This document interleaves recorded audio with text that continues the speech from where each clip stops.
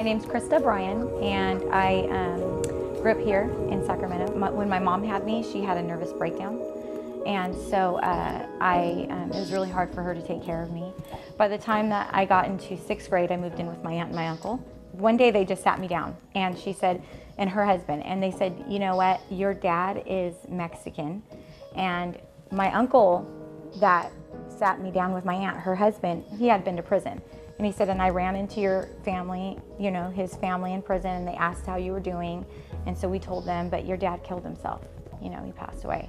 And I just got content with like, oh, okay, well, my real dad passed away and I'm Mexican. Like, I just had some really good friends that kind of talked truth to me, and they kind of took me to the side and they're like, you need to know what nationality you are. Like, you need to find out.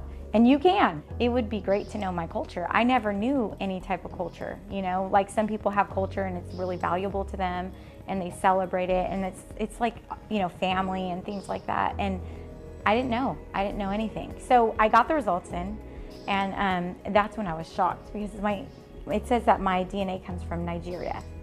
And then it said that I was like a big portion of African American.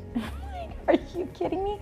Like, I would have never thought that. Nobody's ever told me that.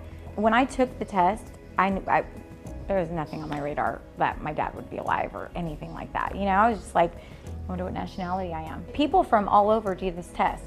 So they link you as possible relatives because you have the same DNA. And somebody on there was a really strong match as a second cousin. So she found me on Facebook 3 weeks later, and she's like, the person you're looking for might be my husband's cousin. And I was like, oh, like it still didn't register. I was just like, oh, okay, well, I'm just trying to find my nationality, because I didn't think she'd be talking about my dad, or, you know, I'm just like, oh, and she's like, well, if this person's your father, then that means you're African American. And I'm like, and then it just hit me like, wait, what? I remember I gave her my number to give my dad. And I said, if he wants to know me, like, here's my number. I'm totally okay with him calling me. We were interacting maybe 5 minutes, and I started to drive, and I pulled over on the side of the road, and I just kept bawling. I just was like, I just couldn't contain the emotion that was going on inside. And all of a sudden, my dad called. And I was like, oh my God, this is him. So, like, you know, I kind of gained my composure, and so I answered the phone, and he's like, hey, hello? And then, you know, I'm like, hello? And he's like, hi, and he told me his name, and he's like, my cousin just contacted me and told me about you, and he's like, is your mom Victoria?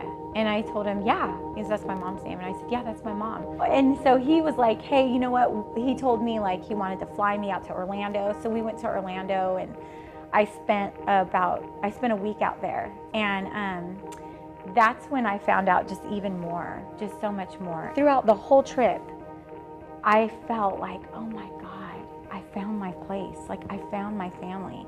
And I felt like I was the puzzle piece that fit with them. And as soon as I told him I'm gonna move out there, he was like, okay.